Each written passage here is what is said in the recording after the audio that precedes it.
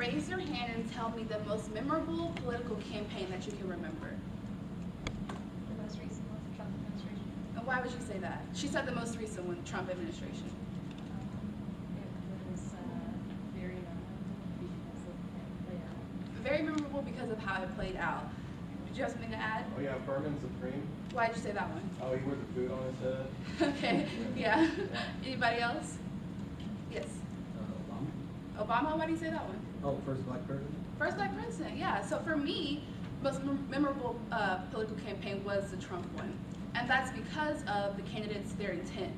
So very different opposing views, and they showed that throughout their political campaign. So good evening, my name is Asia Cordy, and your experts today are Sterling Forsythe, Stephen Fields, Ashton Escobedo, Nicholas Fukuoka.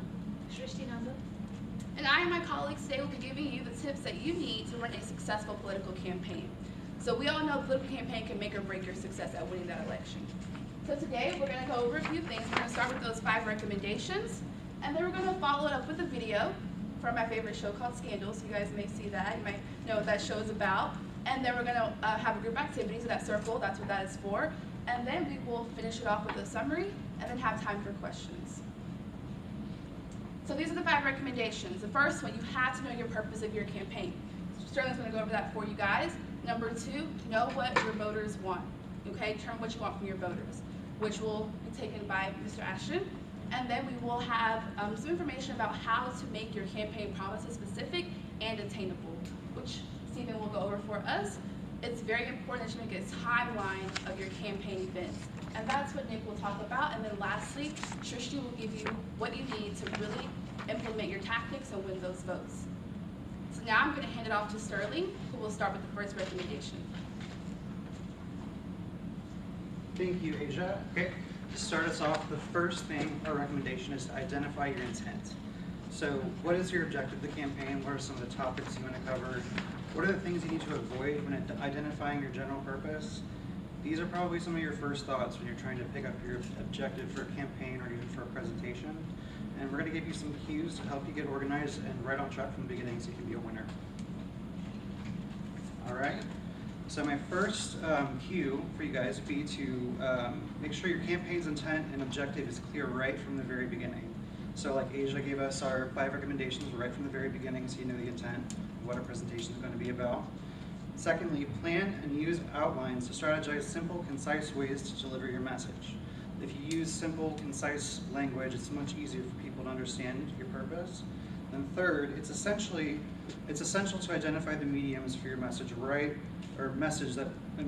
essential to identify the mediums for your message and how it's going to be delivered. So it's going to be, if it's going to be a sort of campaign, or if it's a commercial, or if it's just a political debate. It's good to know your medium. Okay, now some missteps that you want to avoid that will make you a loser, I guess, for your campaign, is you should always try to avoid digressing from your purpose. It's essential to communicate and not deviate.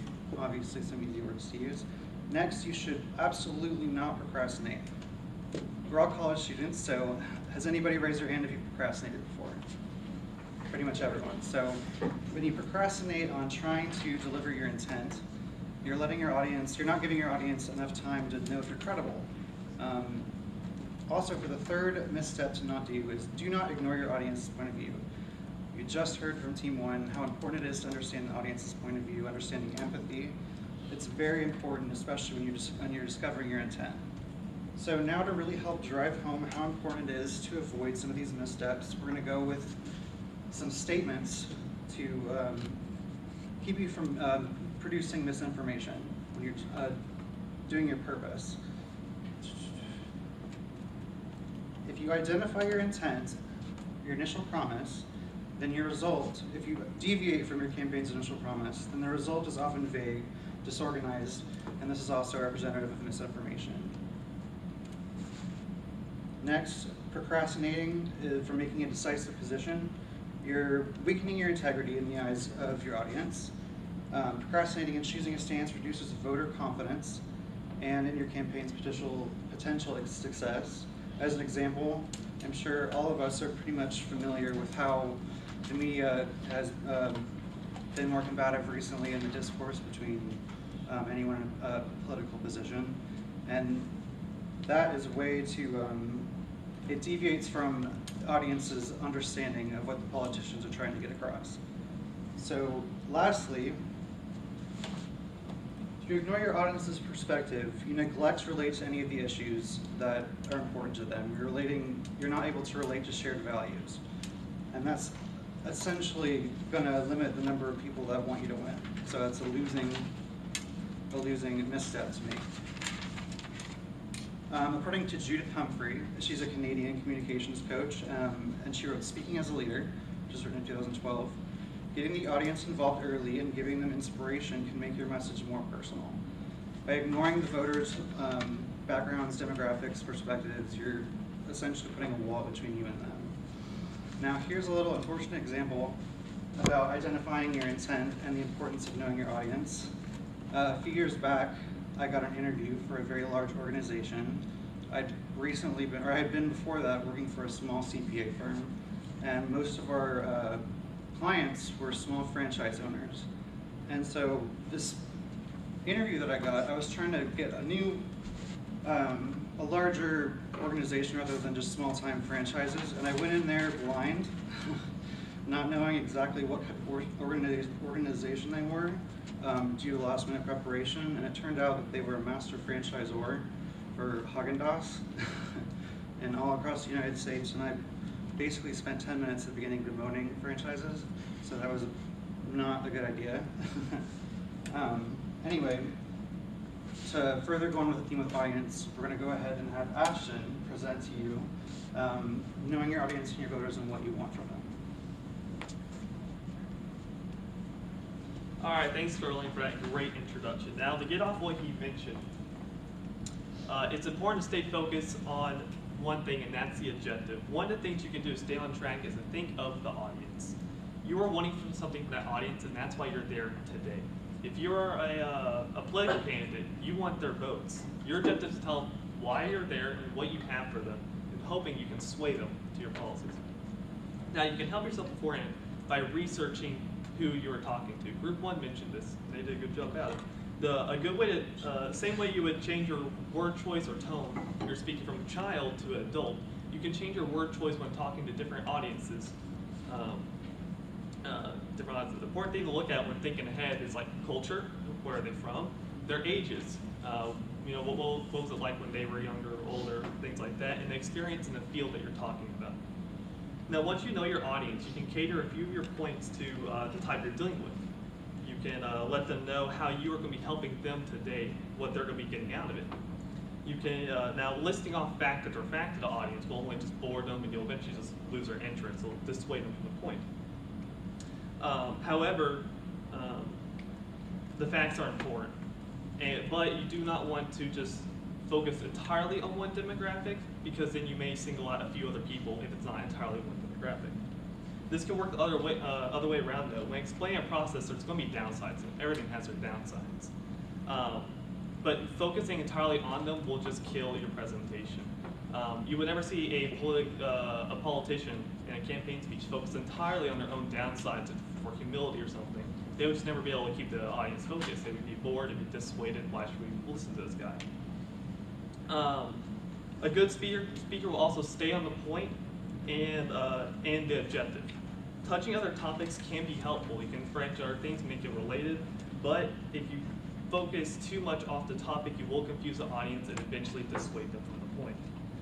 Now, everything you do in a presentation will have an effect on the audience. Let's look at some examples. Eye contact is very important on them. Now, I'm not saying just to focus on one person and stare intently at them, because they're going to feel, awkward. It's intense, and there's other people to focus around on. Ignoring the audience. Ignoring the audience, it's just as bad. If you're just focused entirely on the back or to sit here on your notes, it will kind of dissuade them from the audience. Obviously, everyone has notes, so it's okay to look around, but you do want your attention on the audience. If you can't confidently look them in the eyes, you tell them your promises. How can they truly believe you are talking, or that you believe what you're saying? Now, next up, how you actually present can have an impact. If you just follow the same outline for everything you do, you will not stand out. Now, I'm not saying to just reinvent the wheel here and just make some new method that no one's ever done trying to be special, but throwing in a joke or just trying to change the theme every now and then can't keep it refreshing and just make yourself a bit more interesting. Lastly, you are trying to sell success at the end. Presenting yourself as stressed or agitated will just make your audience distrust you. They'll think you came here unprepared and that you don't really believe what you're trying to sell them. By being confident and prepared, you can have your audience's trust in both you and your message. Now, as to my personal take on this, I had to, in my last job, I was trying to have a presentation to my bosses and executives over a method that I could sell for our new method to store HIPAA-related data. So there's a lot of securities, a lot of policies on how we wanted to do this. And so I was pretty confident after a few months of work on how I could do this. Unfortunately, I did make a few mistakes that did make my proposal not work out. I didn't think about who I was talking to. I used a lot of tech-related jargon, and I just skipped over a lot of basic explanations. And so while it was good for my bosses and people that were in my field, some of the other executives who were invested in the company didn't know a thing I was saying. They couldn't follow along what I was saying at all. Secondly, I was sort of new at the company. I was very nervous just talking to, nervous talking to anyone, but talking to executives in general is very stressful. So I was nervous, sweating bullets, and so I wasn't really trusting in my own work, even though I knew inside that it was very successful. Lastly, it's important to know why I failed. So someone can tell you, yeah, you did bad in this and this, but knowing exactly how that affected you is important. I knew as soon as I walked out of that meeting, I did bad. I'm gonna go cry. It was really awful. But I later learned from my boss that it wasn't my proposal. It was sound. It was really great. I just looked like I had nothing. I didn't know a thing I was talking about up there, and I was just extremely nervous. And that's what eventually led to my downfall there. Now, Stephen here is going to talk about how you can turn your campaign promises into real attainable goals. Let me first say thank you, Ashton, for explaining what you want from your voters. Now, in order to maximize your voter turnout, your campaign needs to set specific, attainable goals in order to maximize turnout. Understanding your do's and don'ts will be the difference between success and failure. Winners set specific goals for your audience. I know that sounds a little cliche, but by you setting specific goals, thank you, specific goals, it allows you to narrow your focus of who you're speaking to and what you're speaking about. For that, the winners do determine what you can promise, meaning not overstepping what you're capable of delivering. Winners also find a specific hot issue that voters are able to rally behind them. For example, in the November of 2008, the worst recession since the Great Depression had just started. The Republican Party was currently in power, and the Democratic Party took advantage of this by promising change and promising they're going to do so much to help. Now, moving on to the don'ts of the campaign goal setting. Thank you. Losers do not keep promises to their staff or their target demographic because the campaign has been lost due to a shaky credibility. Losers generalize their goals, their message, and do not have a true objective they're making to the audience. Losers send an unrealistic message to their voters, causing them to lose as many votes as to their campaign as they would have gained. To emphasize the importance of establishing your specific attainable campaign goals, I will illustrate if certain campaign goals are not met, then will lead to a loss of potential voters.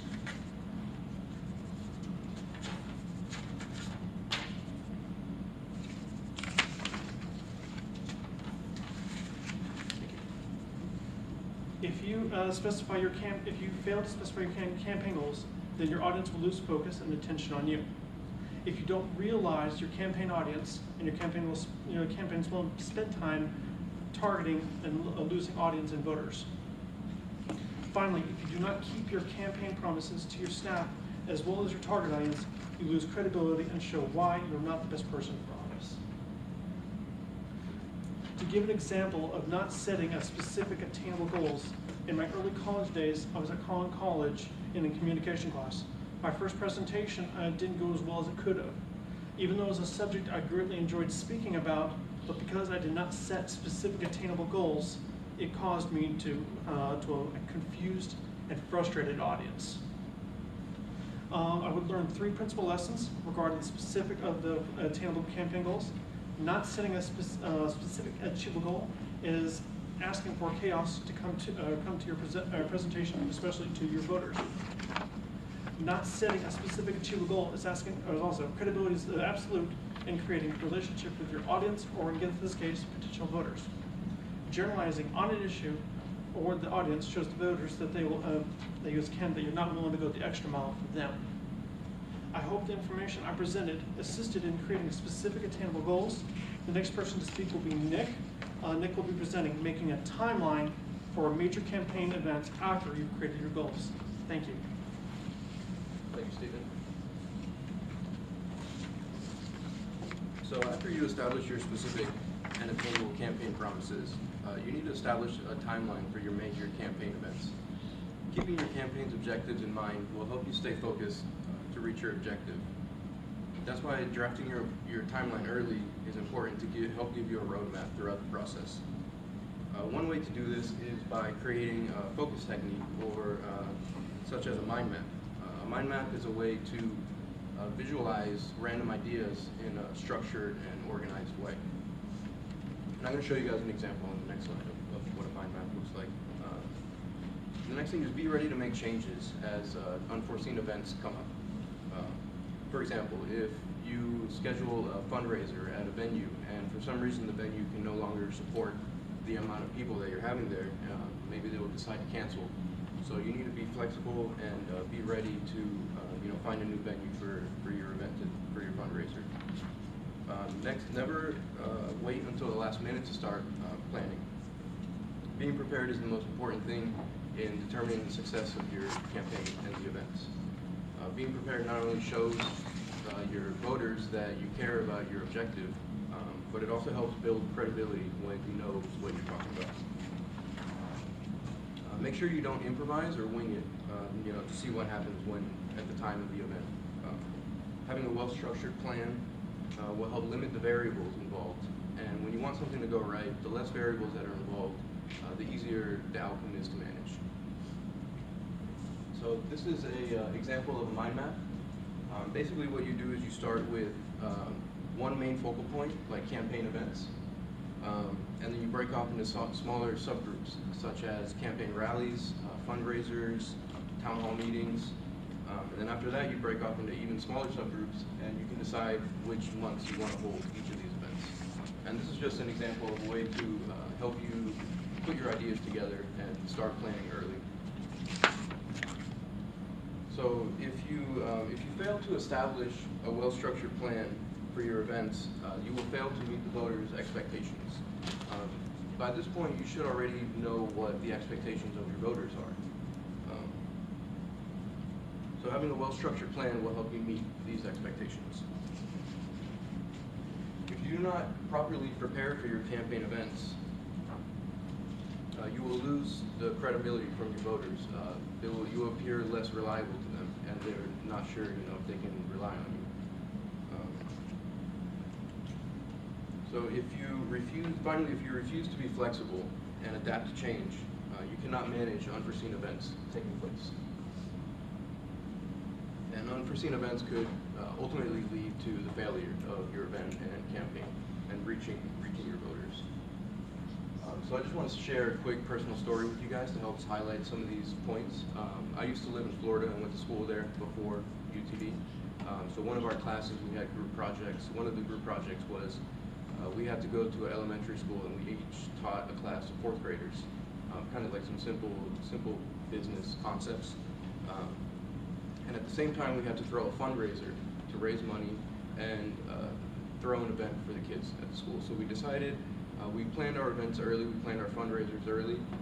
We decided we were going to do a car wash to raise money, and we were going to have a field day for the kids where we set up kind of like sporting events and games for them to play. And then with the money we raised, we were going to basically buy pizza for everybody, have a pizza party also. So everything went well. We planned everything in advance. We talked to kids, we got to know them. We had the car wash, we raised the money. And then finally, on the day of the event, one of our group members didn't show up. We don't know what happened to her, we couldn't contact her, and she was the one who was supposed to pick up the pizza for the event. And at that point, we realized nobody had communicated where the pizza place was, who, how to contact them, what their phone number was, and we had no idea where to get the pizza. So at that point, we had to adapt. We started calling local pizza places, basically just asking them, like, hey, are you guys the ones that are supporting our event for our school? Until finally we found the pizza place. We went to go pick it up, and we brought the pizza back, and nobody even noticed what happened. So basically, the lessons I learned from this experience were make sure you plan your events early. Because we planned everything in advance, we were able to be more flexible later on when uncontrollable events happened. Create a backup plan and make sure you communicate with your group. Make sure if you know something that nobody else does, then make sure you communicate to them. And then finally, expect things to go wrong. We had been working on this project the entire semester. It was the last thing we expected was for somebody to not show up. But in the end, we were able to adapt and overcome it. So I'm going to pass it off to Shristi to tell you how to implement these tactics to win votes. Thank you, Nick. So as my colleague told you how timelines can be really important in the campaigning process, now I will give a little more focus on how to implement some of the tactics to win more and more votes and eventually succeed in the campaign. So being the first one, as a winner, it is very important to be using positive tactics towards. Do not concentrate on what the opponent is trying to do. Just focus on what you want to what your agenda is and how you are going to grab the audience's attention. If you try to focus on the other opponent's aspect, what they are doing good, you might neglect your own biases or whatever you are doing anything wrong. Being said, second, so please project the anticipated number of votes by looking at the past trends. When you focus on how the older campaigning party attracted the audience, you can be more flexible about using more of those trends and having the statistical data and winning the votes. Third, emotions does play a really important role. As our team one said, emotions can be considered as a weak perspective. I would say no. A little bit of emotion, hey, how are you doing? That might create a connection. Okay, if I say, hey, can I help you? So of course you're gonna be more connected to me rather than a person just walking, I don't really care about you. So emotional connection do play in getting the votes. As being said, how the winners do some of the tactics, there are losers, or I can say people who do not perform certain things or do something in a wrong way that can, maybe you can lose votes according to them. So first is going to be, you should not pursue negative tactics. As I told in the winner's side, do not focus on the wrongfulness of the opponent to us, and don't say anything bad about anybody. Second, don't fidget. Okay, I'm just walking. How many people thought this was a little distracting? Okay, one person. Okay, this was not on the script, I just created it. So yes, don't fidget when you're speaking, when you're doing a campaign, when you're in front of the people. That might distract and take your agenda off the topic. As a leader, you should never neglect your audience's needs. They choose you a leader because you are here to listen to them. You're here to take their needs in a forward manner, and so you can help them succeed. Moving on, with having a lot of nice perspective ways, there might be some things which have like bad consequences. So if you design poor visual aids, you might miss out a portion of people who doesn't understand one topic. Say for example, in my country there are a lot of illiterate people. They don't know how to read, but they observe pictures. So if you don't have proper visual items, and if they take any help from the other person, that person might be biased towards the other party, and you might lose the vote which you were supposed to get. Second, fail to evaluate success of your campaign, lose your opportunity to improve. If you do not evaluate your success in a proper way without being biased, you might lose the areas where you could have improved. Third, present yourself. If you present yourself to be unappealing, it might tarnish your position statement. So always be presentable, be alert, don't be like, okay, whatever. So, as I said in the winners and losers situation, like how emotions does make connections, I can relate to this because of my personal story. When I was in high school, I wanted to be the head of my school girls swimming team. The only thing which my opponent did not have, what I had, was I was good at making connection. I used to talk to people, which she did not. And that made connections. I listened to my team member who's like, okay, how can I help you? Is there anything, if you do not want to swim in cold weather, I might take permission to open up an indoor swimming pool, will it help?